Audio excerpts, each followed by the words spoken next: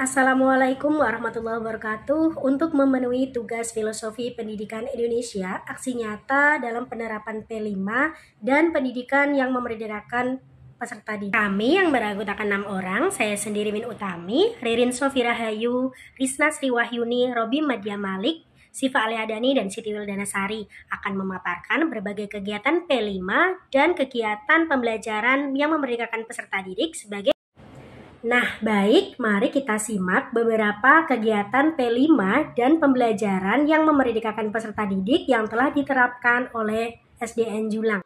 Pancasila untuk meningkatkan kesadaran peserta didik mengenai Pancasila sebagai dasar negara dan budaya Indonesia yang mempunyai nilai luhur yang harus dipedomani. DSD Julang melakukan salah satu fokus P5, yaitu peserta didik dapat mengembangkan keterampilan teknis. Misalnya, pada kelas 4, mereka bisa belajar membuat hasil karya menggambar, menulis, menempel, atau menggunakan teknologi terkini dengan ide kreatif yang mereka miliki, dan bisa mempublikasikannya sebagai hasil karya mereka. Kelas 1 penerapan P5 membuat peserta didik bernalar kritis, membuat ide dan mengembangkan kreativitas mereka untuk menghasilkan sebuah karya menggunakan media ajar yang telah diinstruksikan pada LKPD, yaitu membuat rumah dari gabungan bangun ruang dari kertas origami. SDN Julang sudah menerapkan pendidikan yang memerdekakan peserta didik, di mana peserta didik diajak dilatih untuk memahami memecahkan masalah secara mandiri dengan kegiatan berdiskusi, mengevaluasi informasi secara kritis, mengumpulkan pendapat, dan mempresentasikan hasil diskusi.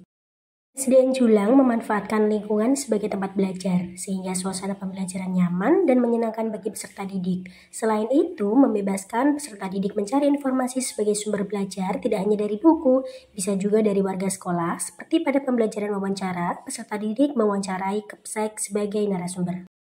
SDN Julang menciptakan rasa aman bagi peserta didik, sebagai contohnya selalu menghimbau peserta didik untuk tidak melakukan perundungan dan melakukan kampanye anti perundungan di lingkungan sekolah, berkolaborasi dengan orang tua dan masyarakat sekitar. Pembelajaran yang memerdekakan yaitu menempatkan peserta didik sebagai pusat pembelajaran dan membebaskan mereka mengembangkan potensinya. Selain itu, mengintegrasikan teknologi sebagai media pembelajaran seperti penggunaan PowerPoint, penayangan video, dan penggunaan aplikasi-aplikasi kuisis, word dalam setiap pembelajaran pendidikan yang disesuaikan dengan karakteristik peserta didik pada abad 21 ini.